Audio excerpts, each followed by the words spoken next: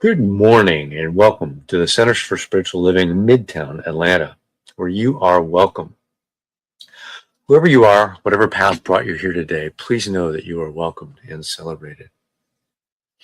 We know who you are. You are an individualized expression of the divine life in which we all live. Your life's opportunity to be someone unique and wonderful. Whatever your ethnic background, religious affiliation, however you know yourself or describe yourself, we are glad you are joining us here today.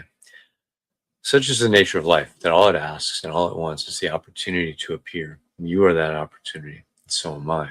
So it is. We'd like to have everybody who's listening or watching or sharing this to share this on your social platforms. The other thing we really appreciate is if you're getting something out of this, consider, if you haven't already been donating, to do something as simple as $5 or $10 a month. When we get to the donation part, you can see how to do that easily, but we'd like your help in helping us support this great vision that we've got for CSL Midtown. Our vision is we are a strong, open, globally connected community centered on the clarity of principle. Through teaching, service, practice, we create a safe and respectful environment that supports healthy spiritual growth. And now, for a little bit more of who we are, our Declaration of Principles is written by our founder, Ernest Holmes. A few of the Declaration of Principles we live by. I believe in one God, one absolute power, and first cause to all things. I believe that this power is perfect love, and it creates out of a desire to express love. I believe all thought is creative, and how I choose to think creates my personal experience. I believe in the unity of all life, and the immortality of the individual soul forever unfolding. I believe in the eternal goodness, the eternal loving kindness, and the eternal givingness of God to all. And so it is. So grateful, hey. So a practitioner is someone who's demonstrated the ability to use spiritual practice and spiritual laws to bring about great changes in their lives. They've demonstrated they know how to bring about these changes in others when asked. Licensed by Centers for Spiritual Living, they are available to provide you spiritual guidance and support in those areas where you're looking for assistance. You may contact them through our website, cslmidtown.org. Today, we've got one of our amazing practitioners with us to share good ideas and an affirmative prayer called Spiritual Mind Treatment. Welcome, Maya Fuller.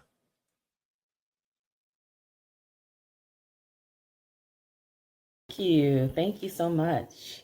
Greetings, CSL Midtown. Good morning. This is the day that the Lord has made. Let us rejoice and be glad in it. And CSL and New Thought, when we speak about the Lord, we speak about the law. The law is the magic behind this whole science of mind. The fact that in New Thought, we consider this to be a thought universe, that the world is created by thoughts and really by consciousness. And so whatever it is that our main frequency, our main energy level, our consciousness, our thoughts, our feelings, our beliefs, whatever the sense we have in relation to a particular thing, that is what shows up in our body, life, world affairs, and experiences. The magic happens with the law. It happens in our subconscious mind. So what the teaching says is that we have thoughts, we have actions, reactions, all based off of our consciousness. And those thoughts, those words, those deeds, that frequency of the consciousness that we put out there is what we receive in turn. We have experiences in our body, life, world affairs, and of course experiences that reflect the frequency and vibration. That whole mechanism of us kind of experiencing that boomerang of whatever we put out there comes back to us. That is what we consider the law. So that is my message for this morning. This is the day that the Lord, the law, has made. Let us rejoice and be glad in it. As we move into treatment, Let's keep this a joyful smile that I have on my face. Let's put that kind of smile in our heart. Continue to have that kind of smile in our heart to know that we are in the right place at the right time, about to hear the right and perfect message from the right and perfect speaker today. So we just give thanks that we are steeped in a teaching that teaches and holds fast to the truth that there is but one presence, one power in the universe, infinite intelligent life. Infinite intelligent life. It is omnipresence, it is omnipotence, it is omniscience itself. It is everything. And we are one with this everything. We can never be separated from this everything. Everything is everything. Everything is everything. And everything is whole and perfect. It is ever giving. It is ever evolving. It is abundance itself. And so therefore, I am abundance itself. I am ever evolving. I am ever giving. I am ever whole. And so are you. I definitely invite you to take whatever I'm speaking in the first person and accept it for yourself. In treatment, we speak in the first person so that we can accept it into our consciousness for ourselves. So I speak the word that I accept my wholeness right now. I accept my perfection right now. I have a choice at every moment to see myself through the eyes of man, which might be critical, judgmental, might be very evaluative, or I have the opportunity to look at myself using my Christ mind, my God mind, and see myself through the eyes of God, which created me and which created all, and see that the creation of the universe, of God, of the Creator, is perfect. It can never be anything other than perfect because it is creating out of its own perfect self. I am that. I am. And so with that, I am also made in its image and likeness, and therefore I have the ability, been given, thankfully, the ability to ideate for myself, to create in this playground of life what I would like to create by focusing my attention, which is my thought and my feeling and my imagination, focusing my attention upon all of the good that's everywhere. And the more I continue to practice this, the more I begin to see all of the good everywhere. Everywhere. I just give thanks that I have the ability to do this. And I just speak the word over myself right now that I tap into my ability to do this on a constant basis. Wherever I look for, and I seek, and I expect to find the good.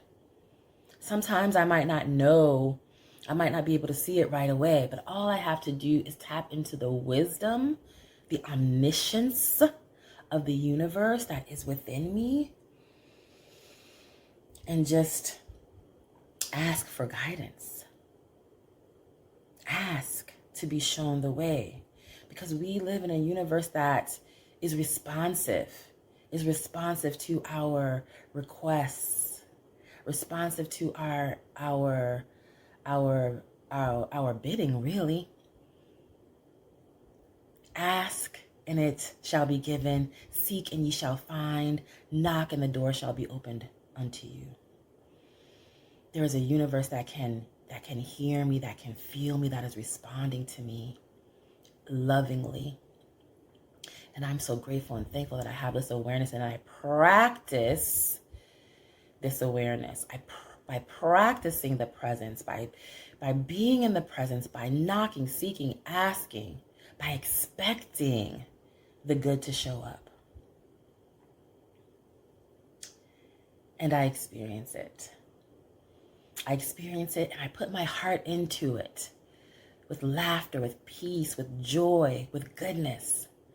My cup runneth over, and I am a blessing to myself and to others all around me by seeking the good, by expecting the good, by thinking on these good things. I am that person who lives in that way. This is a philosophy of living the science of mind. New thought. It's a philosophy of living. And I am that person who's living that way. I am. And I give thanks for this teaching. I give thanks for Ernest Holmes, who wrote The Science of Mind and created this organization. I give thanks for the Centers for Spiritual Living that continue to teach this lesson and to empower me and others through this teaching. I give thanks for CSL Midtown for being here and for being a beacon to shed light, to send light out into the airwaves and in this Midtown Atlanta area. I give thanks for the speaker today who we know gives us an empowering message for good to help us be the light that we know that we are. So we just allow wonderful things to unfold through this treatment and through our time together, even beyond our expectations of good. And we know that everything unfolds for the highest and best of all concerned in life, in healthy, life-affirming ways. We give thanks for a wonderful day, a wonderful week, a wonderful year, a wonderful decade, a wonderful rest of our long, healthy, prosperous lives, which lasts into eternity. We just give thanks and we let it be. And so it is. Amen. Hey, good morning. So it's my pleasure to introduce our speaker this morning. Mignonne Pollard is a Centers for Spiritual Living ordained minister of religious science. She's a staff minister at the Center for Spiritual Awareness in West Sacramento. She teaches CSL certified classes. She's developed workshops on self-love, kicking love addiction, and attaining prosperity using the works of Catherine Ponder. She believes in the principles of the science of mind can change your life for the better. Welcome, Reverend Mignonne Pollard. Good morning, CSL Atlanta. It is so good to be with you today. Good morning, Vance. Thank you very much for that. And thank you, Maya, for that beautiful, beautiful prayer and lesson. So today we're standing on the precipice of what we know individually, what we know collectively. Sometimes what we think we know collectively, what we think is inevitable, whether it's good or it's bad, it doesn't always turn out the way we think. Spirit sometimes has a bigger plan, a lesson, a redirection. You know, there's a power bigger than we are, and it's always at work. So let's take, for example, the Winter Olympics. Who's watching this with me? Are you watching this with me? Are you intrigued? For me, for the first time in a long time, it's been the men's ice skating competition.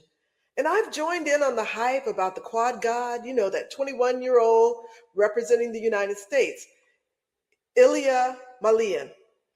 Or I've heard about the snowboard competition, the half pike with Scotty James, the Australian.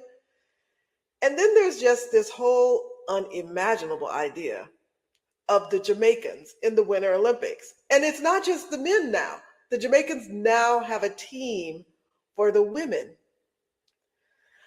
Well, we have this thing called collective consciousness, where a whole group of us hold a bunch of ideas. And sometimes we feel like this collective idea can help shape the world. And those ideas, whether they are right or wrong, those ideas are sort of out there in the atmosphere. So I'll say we, the collective, sat on the edge of our seats, knowing that no one but the quad god could win the gold medal for the men's ice skating. No one. No one else had a chance. We all knew that. That was in the collective consciousness. And what happened? Well, a series of terrible falls, false starts, under-rotated jumps by all of the competitors, all of them, except one, a young man from Kazakhstan, a young man who started skating in a shopping mall in his country. His name is Mikhail Sardidorov. And all he did, he knew he couldn't win. So all he did was he went out there and he did the best he could. He did his personal best. And through it all, through all of the things that we could not see that unfolded in that night, Mikhail Sardidorov, he became the gold medalist for the men's figure skating. And he's an even bigger inspiration now for young people all over the world. Young people whose parents aren't Olympic figure skaters like Iliad's. He didn't come to this sport with all the advantages. He came with the desire to do his best. He was just grateful to be there. And Spirit provided a surprise, turning our collective knowledge on its head. So what we think we know, I dare say, what we think we know, sometimes does not always unfold because there is a power bigger, greater, stronger than each of us, even each of us collectively. But I dare say this, it's only the beginning for Iliad. It's not the end. They say that he's already changed the world of figure skating. But on that night of the competition, what we saw was a young man struggling with his own thoughts, the power of thought. He was on the world's largest stage. And we know what we need to know when we need to know it. That's the promise of Spirit. And one day we'll understand why this story of the 2026 Olympics played out this way. But right now we're just standing on the edge of what we know, or what has been known in consciousness for all of us, the collective. You know, what I know for sure is that we say the past presence does not determine the future. What we think we know for sure about the world, and what I believe is that, or what we're feeling right now, is maybe the world feels like it's turned upside down. So let's take this collective idea that democracy is on the verge of collapse. Maybe it is. But will it unfold? But maybe it isn't. Or maybe it will. Maybe our governing systems will unfold in ways we could never imagine. We believe that there's a power that's greater than us, and that this power arcs towards goodness. It arcs towards fairness. It arcs towards love, and it is ever expanding. It's spirit, and it vibrates. And it's through this knowledge, the knowledge which is accessible to all of us. All of us. But how? By going into the silence. Not only as individuals, but as a community. We can broaden our awareness. We can broaden our knowledge. We can stand on the edge of what's known by mankind, what's known by each of us. And we can know peace and love and joy together. And we can co-create that. You know, I believe our philosophy teaches that the universe bends towards good, no matter what it looks like, no matter what feels like a setback. If you know the truth, then that setback, it sets you up for a brighter future. And if we all know this together, that there's a power for good working, then only good can unfold for us. This is what I know. I know that we are co-creators of the world that we want to live in, that we are not blown here or there like a dandelion seed on a summer breeze. So we're sitting and we're looking, and the outside world tells us one thing. The appearances are one thing. We want to know what the future holds. Why not ask the question? But wait, what question? Ask the question. What goodness, what movement, what direction will Spirit send us in? What direction will Spirit pull us towards? You know, it's our nature that we want to know the future. So let's show slide 1, because Howard Thurman in the book, The Inward Journey, says, when we get quiet, Spirit takes us on paths we did not know. He writes in this book, there is an abiding desire to know the future. to see around the corner of the days and years. And even when we say we do not concern ourselves with what will happen next month or next year, that shy insistence still remains. We want to know. We want to know. And what I know for sure is that you may not know what the day holds. You may not know what the month ahead holds. You may not know what good will unfold, what surprise will reveal itself. But what I do know is that we, you and I, have the power to interpret whatever events occur in our lives. And we can look at life with curiosity. We can look at life with wonder. We can look at life and say, we know that this is opening us up to a greater understanding, to a greater good, to a greater knowledge. Because there's a law back behind everything. So as some of us watch what we feel like the world being turned upside down, when we think what is right looks wrong and what is wrong people are saying is right, we know this isn't the truth. We can hold a vision for a world of peace, for a world of love, a world free of hunger and poverty. We can know that there is enough for all people and that all people are images of God. We can know that this law of cause and effect that's back behind everything, that this law is always at work.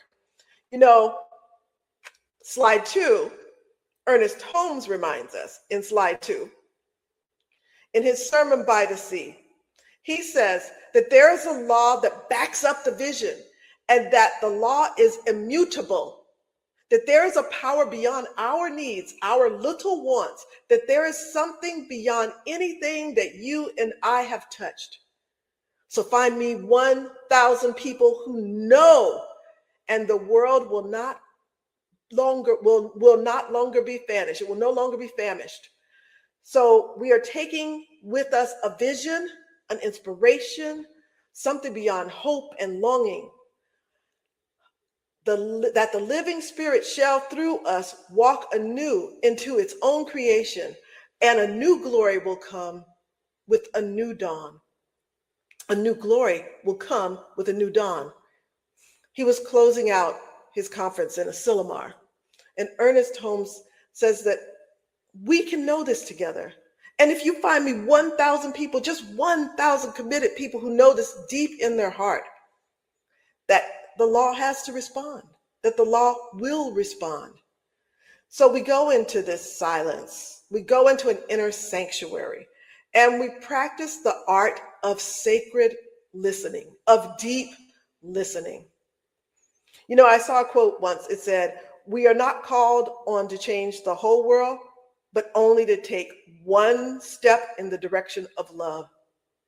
Now, I propose if each and every one of us do this, that we indeed do change the whole world.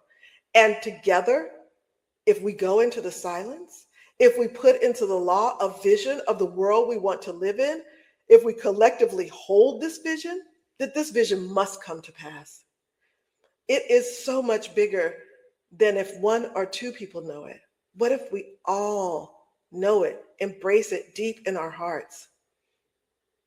You know, all knowledge, all thought, everything that has been experienced or known, it resides in something we call the universal subjective.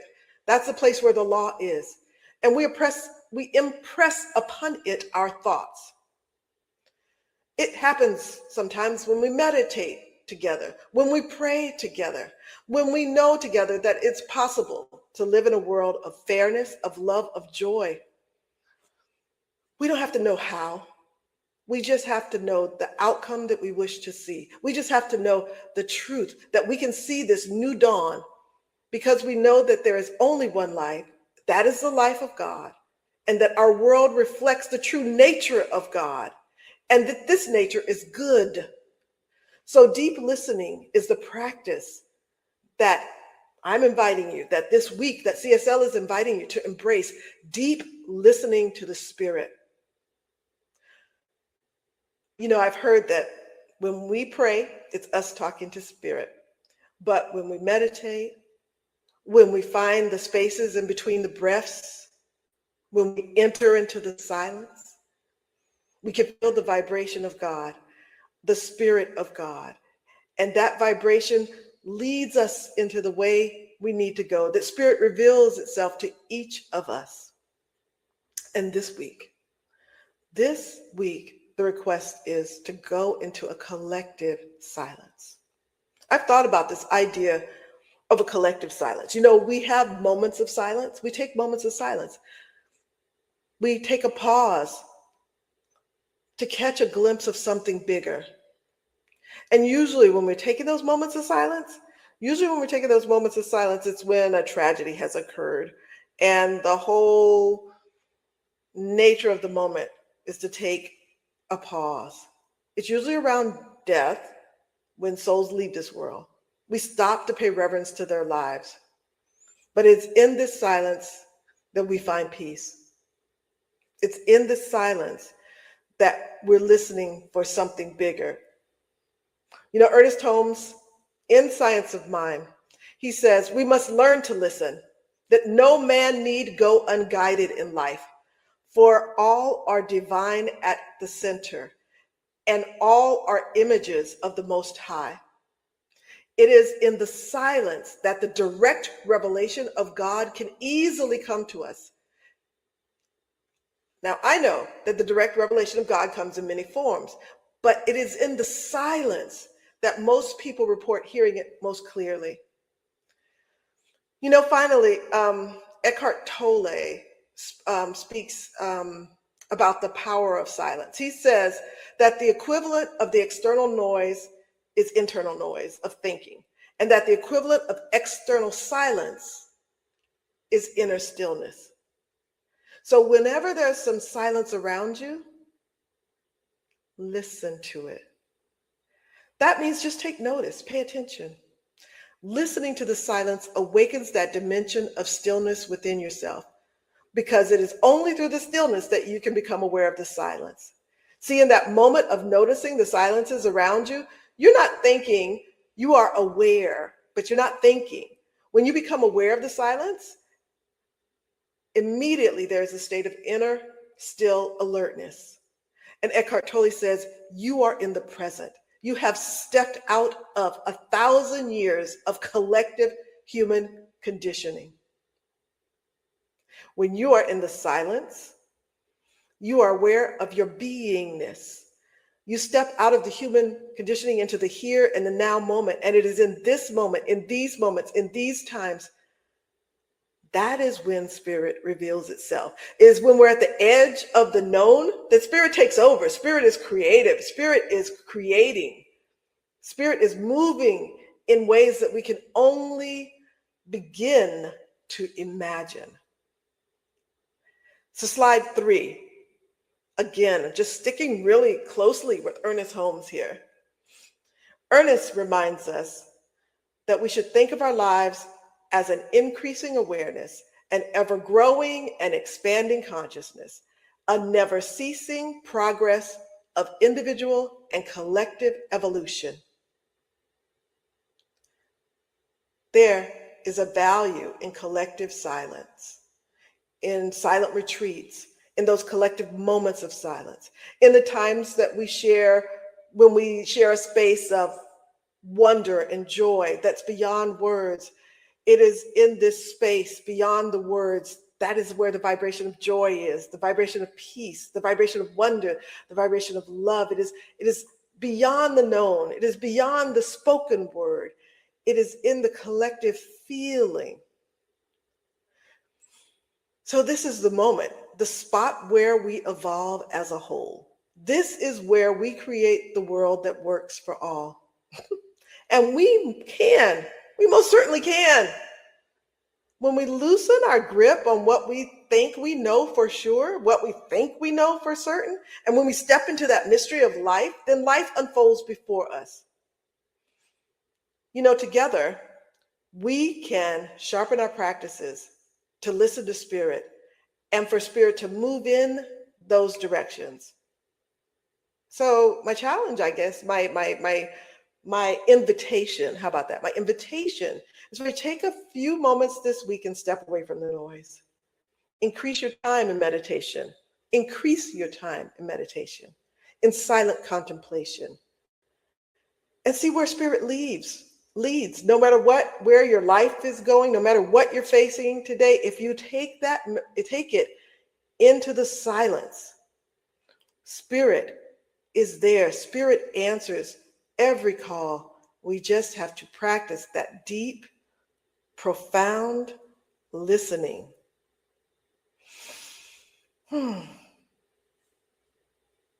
So I'd like to take this message into prayer. If you just take a deep breath, close your eyes if it's comfortable. We know that God is everywhere present, in the known and in the unknown, in the joy, in the beauty, in the prosperity, in the love, that God is moving through me and through each person here as I speak. And I speak my word, the Spirit is revealing itself to each word, leading them, guiding them, moving them to the next right step for themselves and the next right step, the next right highest vibration for all. I'm grateful for the joy. I'm grateful for the laughter, but I'm also grateful for the time alone, grateful for the time in that inner sanctuary of the soul. Oh, and right now I'm knowing that all is well, that all is well. And together, we release this into the law and we say, and so it is. And so it is. So it is. Mm-hmm. Thank you, Reverend Dr. Mignonne, for an awesome talk this morning. So we'll see you over on Zoom in just a few minutes. Thanks.